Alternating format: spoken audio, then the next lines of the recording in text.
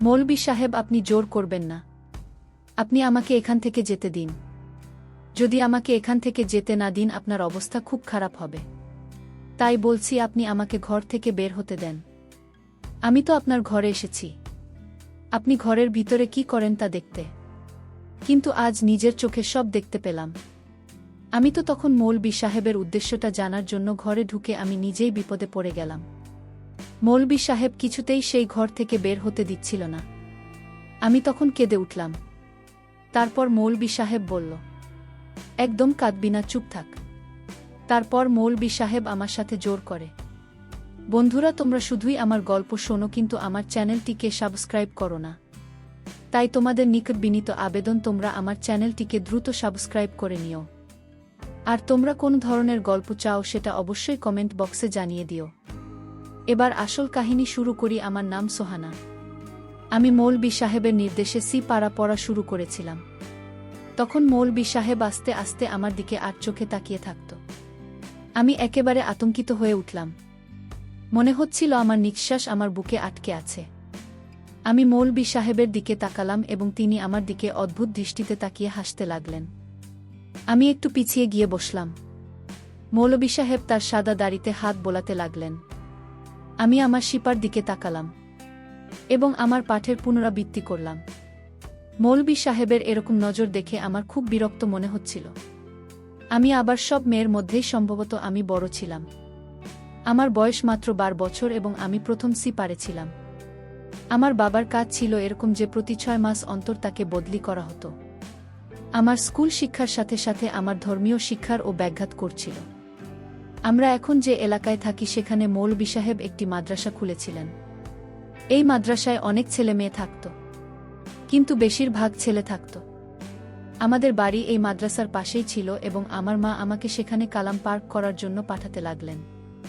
এর আগে মৌলভী সাহেব অনেক সভ্যতার পরিচয় দিয়েছিলেন, কিন্তু যখন থেকে আমি সেই ভয়ার্ত আতঙ্কিত হৃদয় বিদারক দৃশ্য দেখেছি, তারপর থেকে আমার সাথে মৌলভী সাহেবের অদ্ভুত ব্যবহার শুরু হয়ে যায়। কখনো পড়ানোর সময় আমার দিকে তাকিয়ে থাকত। মাঝে মাঝে সে আমাকে তার পাশে বসে আমার সাথে গল্প করতেন। আমি এই আচরণে অত্যন্ত বিরক্ত হয়েছিলাম। শুধু তাই নয়, মৌলভী সাহেব আমাকে পাওয়ার জন্য বিভিন্ন কৌশল অবলম্বন করত। আমার মাকে সব বলা উচিত ছিল। আমার মতে আমরা এখন বয়সের যে সময় পার করছি, এই সময় মায়েদের তাদের সন্তান লালন পালনের দিকে এই বিষয়গুলোর প্রতি বিশেষ খেয়াল রাখতে হবে। কিন্তু আমার মায়ের চিন্তাভাবনা খুব অদ্ভুত ছিল। মোদি শাহের এই ধরনের ব্যবহারে খুব সহজেই ঘাবড়ে যেতাম। আমি আমার মাকেও কিছু বলিনি। দিন বিরক্ত হয়ে বাসায় গিয়ে বললাম, আমি মৌলভী সাহেবের কাছে পড়তে চাই না। সে যেন আমার জন্য একজন মহিলা টিচারের ব্যবস্থা করেন। কেননা কয়েকদিন আগে যা কিছু আমি ছাদে ঘুরতে দেখেছি, তাতে মৌলভী সাহেবকে দেখে আমার হৃদয়ে শুকনো পাতার মতো কেঁপে উঠত। কিন্তু আমার কথা শুনে আমার মা আমার মুখে চড় মেরে আমার কান টেনে মৌলভী সাহেবের কাছে নিয়ে গেলেন এবং বলা শুরু করলেন, এই মেয়েটা আমাকে বিরক্ত করে রেখে দিয়েছে। একে তো এর মাথায় কিছুই দ্রুত ঢোকে না, তার উপরে তাণ্ডব বলছে কি মৌলভী সাহেবের কাছ থেকে পড়াশোনা করব না। মৌলভী সাহেব আমার দিকে রাগান্বিত দৃষ্টিতে তাকালেন। আমি চোখ নামিয়ে উঠে দাঁড়ালাম। আমার মা মৌলভী সাহেবের সামনে আমাকে লজ্জিত করেছিলেন। মৌলভী সাহেবের সাদা দাড়ি ছিল। তার বয়স 50 বা 50 হবে। এটা স্পষ্ট যে কেন আমার মা তাকে সন্দেহ করবে। তিনি বলতে লাগলেন, চিন্তামুক্ত থাকুন বোন, আমি অবাধ্য বাচ্চাদের আরও 2 ঘন্টা বসিয়ে রাখি এবং বিশেষ মনোযোগ দিয়ে পড়ায় মাত্র কয়েক মাসের মধ্যেই তীরের মতো ঠিক হয়ে যাবে। তার শব্দে আমার হৃদয় কেঁপে উঠল। তারপর মাকে আবার বলা শুরু করলেন, দেখুন বোন, আমি একটু কঠিন প্রকৃতির শিক্ষক, আর কেউ কখনো মার না খেয়ে পড়াশোনা করতে পারে না। কিন্তু মা বাবা যদি শিশুদের শরীরের চরের চিহ্ন দেখেন, তখন তারা মনোবিদের ক্লাস নিতে চলে আসেন এবং আমাদের বলে কিভাবে আমার বাচ্চাকে মেরেছে। আমার মা এই কথা শুনে মৌলভী সাহেবকে খোলা হুকুম দিয়ে দিলেন। তিনি বললেন, আমার মেয়েকে আপনি যা খুশি করুন, আমি কখনো কোনো অভিযোগ নিয়ে আসব না। এই বছরে আমার মেয়েকে কালাম পার করিয়ে দিন। তিনি বলতে লাগলেন, বোন, আপনি নিশ্চিন্ত থাকুন। তুমি শুধু বললে এখন তোমার মেয়ে আমার নজরে থাকবে, আমি ওকে আমার কাছে বসিয়ে পড়াব। এই কথা শুনে আমার মা খুব খুশি হয়ে আমাকে সেখানে রেখে চলে গেলেন। আমি সামনে বসেছিলাম ভয়ে। মৌলভী সাহেব কড়া সুরে আমাকে বললেন, এখানে আমার কাছে এসে বসো। আমি এখনই তোমাকে জিজ্ঞেস করছি, তুমি বাসায় গিয়ে আমার বিরুদ্ধে অভিযোগ করে। কথাটা শুনে আমার জন্য জীবন বেরিয়ে গেল। আমি মাথা নাড়লাম না। আমি বললাম, আমি এখানে বসে পড়তে পারব। আমি যা বললাম তার জন্য তিনি আমাকে এত বকাঝকা করেছিলেন যে আমি কাঁদতে লাগলাম। আর ভয়ে ওনার কাছে গিয়ে বসলাম। সে আমার কাছে এসে আমার কানের কাছে ফিসফিস করে বলল, ভবিষ্যতে তুমি যদি বাড়িতে গিয়ে কিছু বলো, তুমি হয়তো জানো না আমি তোমার সাথে কি করতে পারি। তোমার মা আমাকে কিছু বলবে না, উল্টে তোমাকে মারবে। তুমি দেখলে তো আজ তোমার মা তোমার কথা না শুনে আমার কথা মেনে নিয়েছে। মৌলভী সাহেবের কথা সত্য ছিল। তারপর আবার আমি ছোট ছিলাম, তাই এই কথাটা মাথায় রেখেছিলাম যে মাকে কিছু বলবো না, না হলে মৌলভী সাহেব আমার সাথে খারাপ ব্যবহার করতে পারেন। বিনিময়ে আমার মা ও আমাকে চড় মারবে সেদিন। এরপর মৌলভী সাহেবের দুষ্টুমি আরও বাড়তে থাকে। তার দুঃসাহসিকতা সীমা ছাড়িয়ে গিয়েছিল। যতক্ষণ আমি মৌলভী সাহেবের কাছে বসে থাকতাম তার ব্যবহার সবসময় আমাকে কষ্ট দিত। তিনি আমার দিকে বিষাক্ত হাসি দিয়ে তাকাতেন। আমি বাসায় আসতে আমার সাথে সাথে আমি আমার রুমে গিয়ে কাঁদতে লাগলাম, কিন্তু আমি মাকে কিছু বলিনি, কারণ আমি জানতাম এইভাবে বলে কোনো লাভ নেই। কয়েকদিন আগে বারান্দায় যা দেখেছিলাম তা মনে করতে লাগলাম। সেই রাতে যা ঘটেছিল তা আমার হুঁশ উড়িয়ে দেওয়ার জন্য যথেষ্ট। গ্রীষ্মের রাতগুলো আমরা বারান্দায় ঘুমিয়ে কাটাতাম। প্রত্যেকের খাট তাদের সারিবদ্ধভাবে বিছিয়ে রাখা হয়েছিল এবং আমরা স্ট্যান্ড ফ্যান লাগিয়ে ঘুমাতাম। বোন ভাইদের মধ্যে আমি ছিলাম সবার বড়। আমার অন্য দুই ভাই আমার থেকে অনেক ছোট ছিল। একজনের বয়স ছিল 4 বছর এবং অন্যটির বয়স ছিল 8 বছর। আমি রাতে আমার খাটে ঘুমাচ্ছিলাম, তখন শুনলাম ফুপিয়ে ফুপিয়ে কারো কান্নার আওয়াজ। সেই সময় হতে পারে। আমি উঠে পুরো ছাদের দিকে তাকালাম, কিন্তু সবাই অজান্তেই ঘুমিয়েছিল। উপরের ছাদ থেকেই শব্দটা শুনতে পাচ্ছিলাম, যেখানে মৌলভী সাহেবের মাদ্রাসা ছিল। সেখানে ছাদে একটি মাত্র ঘর ছিল যার জানালা খোলা ছিল, আর সেই ঘরে একটা মাঝারি আলো জ্বলছিল। কান্নার আওয়াজও আসছিল। সেদিন আমার খুব ভয় করছিল। এই সময় সেই ঘরের চাপা স্বরে কাজ ছিল, কারণ মাদ্রাসার আবাসিক কক্ষগুলো নিচে বেসমেন্টে তৈরি ছিল। ছাদে তো কেউ যেত না। আমি সন্দেহ করলাম যে সম্ভবত কোনো ভূত নেই তো। এই চিন্তা আমাকে কাঁপিয়ে দিয়েছিল। আমার মায়ের খাট ঠিক আমার পাশেই ছিল। আমি আয়াতুল কুরসি পড়তে লাগলাম, কিন্তু ওর কান্নার আওয়াজ আমার কানে আসতে থাকল। আমি শক্ত করে চোখ চেপে ধরলাম আর ঘুমানোর চেষ্টা করতে লাগলাম। পরদিন যখন মাদ্রাসায় গেলাম, মৌলভী সাহেব বাদাম মিশ্রিত দুধ খাচ্ছিলেন। তিনি বললেন, সারারাত দিনই ওয়াদিফা করছেন, খুব দুর্বল লাগছে। প্রথমত, জান্নাতের ভূত প্রেতের বাচ্চারাও বড় কষ্ট দেয়। এই সময় অনেক নারী তাদের সন্তানদের না যার জন্য ছাড়তে আসেন। মৌলানার কথা শুনে একজন মহিলা যাকে খুব বিচলিত দেখাচ্ছিল বলতে লাগলেন, তাই তো মৌলভী সাহেব, আপনার ছাদে কারো কান্নার আওয়াজ শোনা যাচ্ছিল। কথাটা শুনে আমিও স্তব্ধ হয়ে গেলাম। এর অর্থ এই যে আওয়াজটি কেবল আমার কাছে আসেনি। মৌলভী সাহেব বলতে লাগলেন, এটি জান্নাতের এক ভূতের বাচ্চা ছিল। আমি যখন ওয়াদিফা শুরু করি, তখন সে আমাকে বিরক্ত করতে চলে এসেছিল। তখন আমি তাকে বেঁধে রাখি।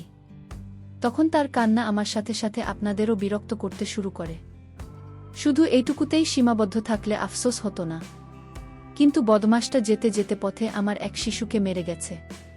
বেচারা আর জ্বরে পড়ে আছে। মৌলভী সাহেবের কথা শুনে সেখানে উপস্থিত মহিলারা আরও ভয় পেয়ে গেলেন। মৌলভী সাহেব বলতে লাগলেন, বন্ধুরা, চিন্তা করবেন না, আমি তাকে বুঝিয়ে দিয়েছি সে কারো ক্ষতি করবে না। তবে কেউ যদি রাতে কান্নাকাটি বা ফোপানো আওয়াজ শুনতে পায় বা সাহায্যের জন্য ডাকে, তবে সেদিকে মনোযোগ ও দিও না। অন্যথায় আমার শিষ্যের যা ঘটেছে আপনাদের সাথে একই ঘটনা ঘটবে, কারণ সেও কান্নার আওয়াজ শুনে ঘরে ঢুকেছিল। এ কথা শুনে মহিলারা সবাই ভয় পেয়ে গেল। আমিও ভয় পেয়েছিলাম, কারণ আমি কান্নার শব্দ শুনেছিলাম। ওই মহিলা বেরিয়ে গেলেন। রাতে আবার সেই কান্নার আওয়াজ শুনতে লাগলাম। এবার আর চোখ খোলার সাহস পেলাম না। আমি চারকোল পর এ নিয়ে শুয়ে ঘুমানোর চেষ্টা করলাম, কিন্তু আমার চোখ যা দেখলেন তা দেখে আমি হতবাক হয়ে গেলাম। আমি কিছুটা ভয় পেয়ে গেলাম। পরের দিন যখন মাদ্রাসায় গেলাম পড়াশোনার সময়, আমি সেই মেয়েটাকে দেখলাম। তার মুখ সম্পূর্ণ ফ্যাকাশে হয়ে গেছে। আমি তাকে দেখে স্তব্ধ হয়ে গেলাম। মৌলভী সাহেব এই মেয়েটার দিকে অবিরাম তাকিয়েছিলেন। সে ভয় পেয়ে আমার পাশে বসে কালাম পাক মুখস্থ করতে লাগল। তার কণ্ঠস্বর ছিল যেন শেখাচ্ছে। আমি তার বয়সের কারণে তার জন্য দুঃখিত হতে শুরু করেছি। তার বয়স 7 থেকে 8 বছরের বেশি ছিল না, এবং আমি তার সাথে যা ঘটতে দেখেছি তা দেখে আমি জ্ঞান হারিয়ে ফেলেছিলাম। আমি যখন তার মুখের দিকে তাকালাম, তখনও তার মুখে আঙুলের ছাপ দেখা যাচ্ছিল। সে পাড়া পড়ছিল আর বারবার চোখ মুখছিল। এরপর যখন তাকে দেখে হতবাক হয়ে যায়, কেউ তার বাঁ হাতে কামড় দিয়েছে, তা দেখে আমি কাঁদতে শুরু করি। মৌলভী সাহেব কিছুক্ষণের জন্য উঠে বাইরে চলে গেলেন, কারণ এলাকার এক সাহেব তাকে অনেক দামি উপহার পাঠিয়েছিলেন। মৌলভী সাহেব বাইরে যেতে আমি বাচ্চা মেয়েটিকে জিজ্ঞেস করলাম, কাল রাতে তুমি ছাদে কি করছিলে, তুমি যখন জানো যে মৌলভী সাহেব ভূত প্রেতের নিয়ন্ত্রণ করেন? আমার কথা শুনে মেয়েটির হুঁশ উড়ে গেল। কেউ আমার কথা শুনে নিয়েছে কি না তা দেখার জন্য সে ডানে বামে তাকাতে লাগল। তারপর নিচু স্বরে আমার সাথে কথা বলতে লাগল। এই মৌলভী মিথ্যা কথা বলে, ওই বুড়োর কোথাও কোনো জিন নেই। শুনে তো আমি অবাক হলাম। আমি বললাম, তাহলে তুমি ওখানে কি করছিলে, আর তোমার মুখে আর বাহুতেই দাগগুলো কিভাবে এলো? আমার কথা শুনে প্রচণ্ড জোরে একটা দীর্ঘশ্বাস ছাড়ল। সে বলল, আজ নিজেই দেখে নিও, এই বলেছে আমার কাছ থেকে উঠে চলে গেল।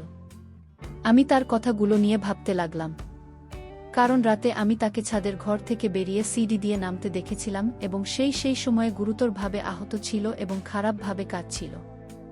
আমি প্রথমে ভেবেছিলাম সে বোধহয় জিনাতের সন্তান, কিন্তু তাকে মাদ্রাসায় দেখে বুঝলাম সে হয়তো জিনাতের বাচ্চাকে দেখতে গেছে, তাই জিন্না তাকে এই অবস্থায় ফেলেছে। কিন্তু এখন এই কথা শুনে ভাবছিলাম হয়তো অন্য কিছু ব্যাপার। আজ রাতে আমি ঘুমাইনি। আমি আমার খাটে শুয়েছিলাম, কিন্তু আমার চোখ আমার সামনের মাদ্রাসার ছাদে স্থির ছিল। কিছুক্ষণ পর আমার চোখ যা দেখলাম তা হলে একটি হৃদয় কাঁপিয়ে দেওয়ার মতো দৃশ্য। মৌলভী সাহেব তার সাথে 11 বছর বয়সী একটি শিশুকে নিয়ে বারান্দায় গিয়ে তার দিকে তীক্ষ্ণ দৃষ্টিতে তাকিয়ে থাকে। চুপ থাকতে ইঙ্গিত করেছিলেন। শিশুটি কোনো শব্দ না করেই হাত জোড় করে তার কাছে মিনতি করছিল। কিন্তু তিনি ছেলেটিকে রুমে নিয়ে গেলেন। তারপরে শিশুটি অক্সফোর্ড কান্না শুনতে শুরু করে। মৌলভী সাহেব এই শিশুটির সাথে কি করছেন যে সে কাঁদছে আর ফোপাচ্ছে বুঝতে পারছিলাম না। 2-3 ঘন্টা এভাবে আওয়াজ চলতে থাকে। এরপর যখন দরজা খোল, শিশুটি যন্ত্রণায় কাতরাচ্ছিল, সে খুব কাঁদছিল এবং ঠিকমতো হাঁটতেও পারছিল না। তার মুখ খুব খুশি দেখাচ্ছিল। আমি ভাবছিলাম কেন তিনি রাতে বাচ্চাদের ঘরে নিয়ে গিয়ে মারধর করেন, এবং কেন তারা মানুষকে বলে যে জিনাতের বাচ্চারা কাঁদে, এবং তিনি বাজিমাত করেন। যাই হোক, এটা দেখে আমার মন খারাপ হলো, এবং মৌলভী সাহেবের মিথ্যা বলার কারণ বুঝতে পারলাম। তৃতীয় রাতে আমি ঠিক করেছিলাম যে আজ আমি ছাদে যাব এবং দেখব তাদের ছাদে কি হয় এবং কেন তিনি বাচ্চাদের মারেন। যে রাত গভীর হল, মৌলভী সাহেব আবার একটা বাচ্চাকে ছাদে এনে রুমে নিয়ে গেলেন। আমি আমার খাট থেকে উঠে ধীর পায়ে মৌলভী সাহেবের ছাদের দেওয়ালের কাছে গিয়ে দাঁড়ালাম। সেই প্রাচীর খুব একটা উঁচু ছিল না, আমি সহজেই তাদের ছাদে যেতে পারতাম। আমি আস্তে আস্তে দেওয়ালের মাথায় বসে অন্য দিক দিয়ে নিচে নামলাম। এখন আমি এই শিশুর কান্নার শব্দ শুনতে শুরু করলাম। আমি আস্তে আস্তে হেঁটে ঘরের জানলার কাছে গিয়ে দাঁড়ালাম। ঘরটা তখন মাঝারি আলোয় আলোকিত ছিল। আমি সাথে সাথে আমার মুখে হাত রেখে চিৎকার দমন করলাম। কান্নায় আমার চোখ বড় বড় হয়ে উঠল এমন একটি দৃশ্য দেখে। এবার বছর বয়সে আমি প্রথমবারেই দেখেছিলাম। আমি কেঁপে উঠেছিলাম। আমি আমার পা পিছিয়ে নিলাম, কিন্তু হঠাৎ একটা পাথরের সাথে আমার ধাক্কা লেগে গেল। আমার মুখ দিয়ে একটা অনিয়ন্ত্রিত চিৎকার বেরিয়ে এল। চারিদিকে নিস্তব্ধতা, তাই আমার আর্তনাদ পরিবেশের প্রতিধ্বনিত হল। আমি পিছন ফিরেও তাকাইনি এবং দেওয়াল পার করে এসে আমার খাটে শুয়ে পড়লাম। তারপর রাতে শুয়ে শুয়ে চিন্তা করতে লাগলাম, মৌলভী সাহেব ঘরের ভিতরে বাচ্চাদের নিয়ে কি করে তা আমার জানতে হবে। তাই আমি কোনো উপায় খুঁজে না পেয়ে আমি নিজেই ছেলে সাজালাম। আমি ছেলের পোশাক পরে পরের দিন ওই মাদ্রাসায় গেলাম। তারপর মৌলভী সাহেব আমার দিকে নজর দিলেন। মৌলভী সাহেব বুঝতে পারছিল না যে আমি যে মেয়েটিকে অন্য নজরে সবসময় দেখতেন। মৌলভী সাহেব মনে করেছিলেন এই বোধহয় নতুন ছাত্র, তাই সে আমাকে ছেলে ভেবে আমাকে মৌলভী সাহেব রাতে তার ঘরের ভিতরে নিয়ে গেলেন। তারপর মৌলভী সাহেব আমার সাথে যা করেছিলেন তা শুনলে বন্ধুরা তোমাদের চোখ কপালে উঠে যাবে। আমি যখন ঘরের ভিতরে প্রবেশ করলাম, তারপর মৌলবি সাহেব বলতো, তুই সোজা এখানে শুয়ে পড়। মৌলবি সাহেবের কথায় আমি শুয়ে পড়লাম। তারপর মৌলবি সাহেব যখন আমার সাথে তখন আমার বুঝতে বাকি ছিল না মৌলবি সাহেব ছেলেদের সাথে কি করত। তারপর মৌলবি সাহেবকে আমি জোরে ধাক্কা মেরে ফেলে দিলাম। তারপর ঘর থেকে দৌড়ে বের হয়ে আসলাম। পরের দিন আমি মৌলবি সাহেবকে ধরানোর জন্য পুলিশ নিয়ে আসি এবং আমি পুলিশের কাছে নালিশ করি যে তিনি পড়ানোর নাম করে এসব করছেন। মৌলবি সাহেবকে তখন পুলিশ থানায় নিয়ে যায়। বন্ধুরা, আজকের গল্পটি কেমন লাগলো তা অবশ্যই কমেন্ট করে জানাতে ভুলবেন না।